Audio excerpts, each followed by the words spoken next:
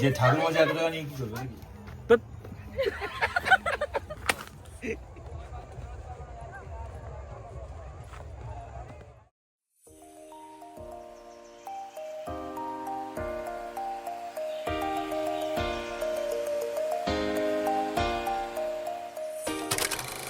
Hello guys, welcome back to my channel প্রিহাস blog.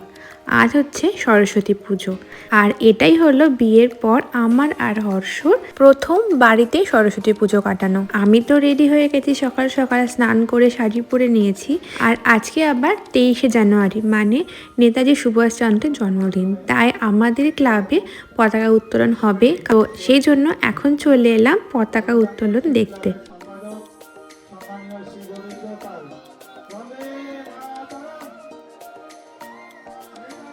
এসে দেখলাম কাকু পতাকা উত্তোলন করলো, আর সুন্দর নেতাজি সুভাষচন্দ্র সম্বন্ধে কিছু কথা আমাদের সবাইকে শোনালো।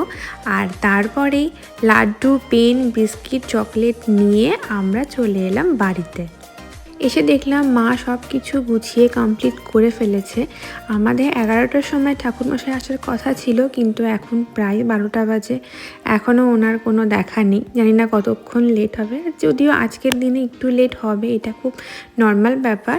তো এই হচ্ছে আমাদের প্রতিমাটা, ভীষণ সুন্দর। কালকে আমি আর মা পছন্দ করে কিনে এনেছি। আর এখানে আমার বরের ফটোশ্যুট চলছে। বিয়ের পরে এই আজকেই দেখলাম ধুতি পরতে, তো একদম বাঙালি বাবু সেজেও রেডি হয়ে গেছে।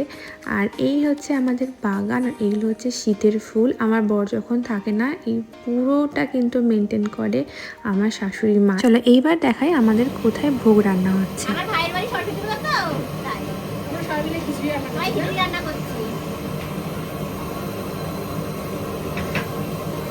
তুমি কি হেড কুক নাকি? ও তাই না?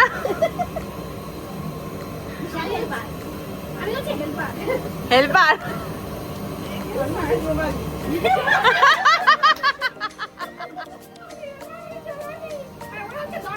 আমাদের বাড়িতে কোনো অনুষ্ঠান হলে পাড়ার কাকিমারা, দিদিরা এসে হাতে হাত লাগিয়ে আনন্দের সাথে সমস্ত কাজ করে, যার জন্য আমাদের বাইরের কোনো লোকেরই প্রয়োজন হয় না।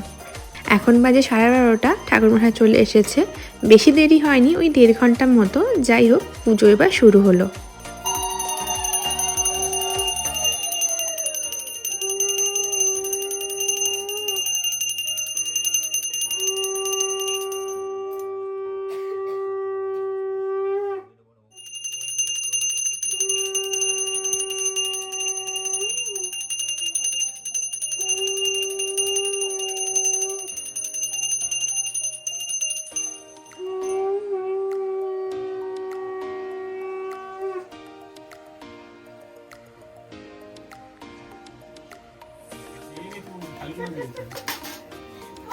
যে ঠাকুর মজা এত টাকা নিয়ে কি করবে নাকি কিছু দিয়ে যান হয়ে সবার নামে বাকি সংকল্প করবে না ওদের নামে। হ্যাঁ, না সবার নামে না। হ্যাঁ, শান্তি চলবে। ওই আইসিটা এখন দিয়ে দেব আমি এসেই বসে বললো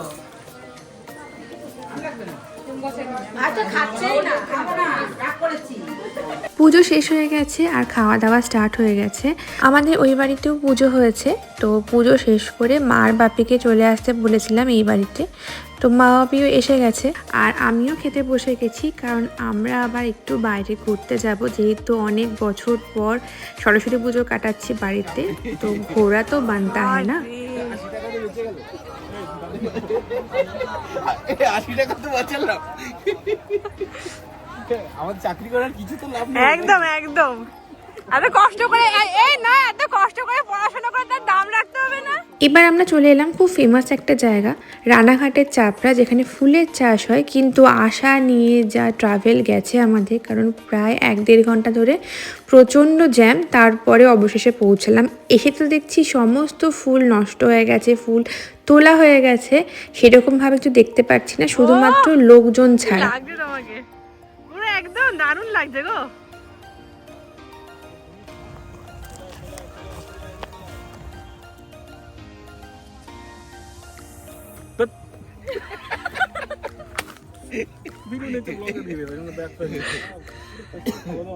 কি ফেলুদা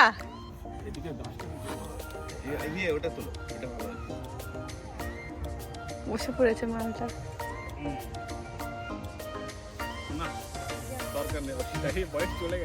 রেডি?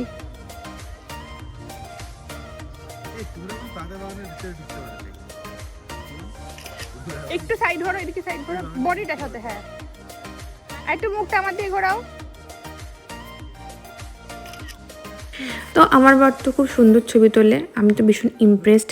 তো আমিও সেই জন্য চেষ্টা করলাম কয়েকটা ওর সুন্দর সুন্দর ছবি তুলে দেওয়ার। বলো মাঠ দিয়ে ধান তুলতে যাচ্ছে, বলো। এখানে তোমার একটা স্মৃতি আছে মনে আছে, দুটো আলের মাঝে। আমার বরের স্মৃতি আছে দুটো আলের মাঝে। হ্যাঁ,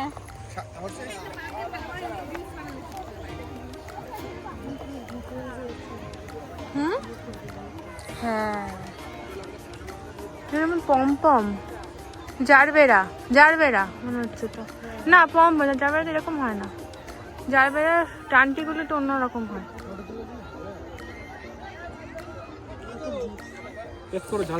তুমি টেস্ট করো, ঝাল কম দেওয়া আছে, ঝাল ঠিক আছে, পারফেক্ট।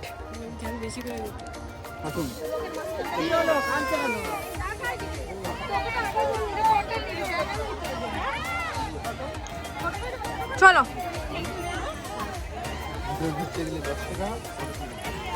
ফটো তুলে 10 টাকা।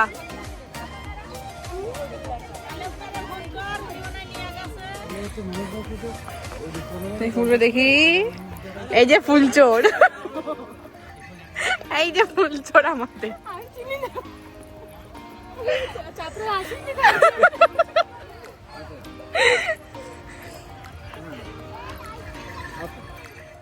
এখন সব ফুল শেষের দিকে, তবে অল্প অল্প কিছু ফুল রয়েছে এখানে। যদি জানুয়ারির ফার্স্টে বা ডিসেম্বরের লাস্টে আসা যায় তাহলে পুরো ফুলের বাগানটা দেখা যায়, যেটা আমরা দেখতে পারলাম না।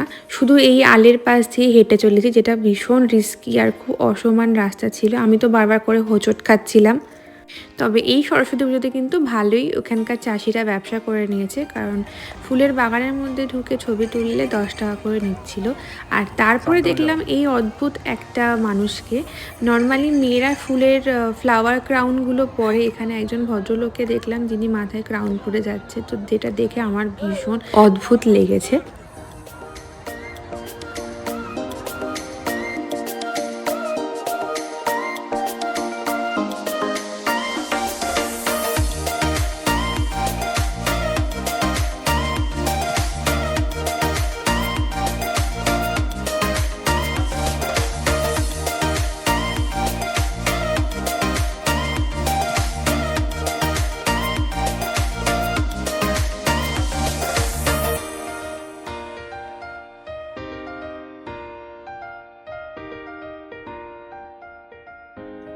তারপরে আমরা চাবড়া থেকে বেরিয়ে বাড়ির দিকে রওনা দিলাম। আর তার মাঝেই একটা ক্যাফেতে গেলাম, সেখান থেকে চা অর্ডার করলাম, কারণ প্রচণ্ড ঠান্ডা লাগছিল, তো চা তো খেতেই হবে।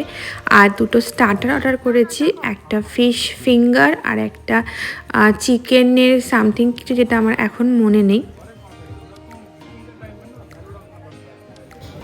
ধোয়া ধোয়া উঠছে বাবা। নাও শুরু করো খাওয়া, শুরু করো। তারপর খাওয়া দাওয়া সেরে কাঁপতে কাঁপতে চলে এলাম বাড়ি। তো আজকের ব্লগটা এই অবধি ভালো লাগলে অবশ্যই লাইক, কমেন্ট এবং সাবস্ক্রাইব করতে ভুলো না। টাটা।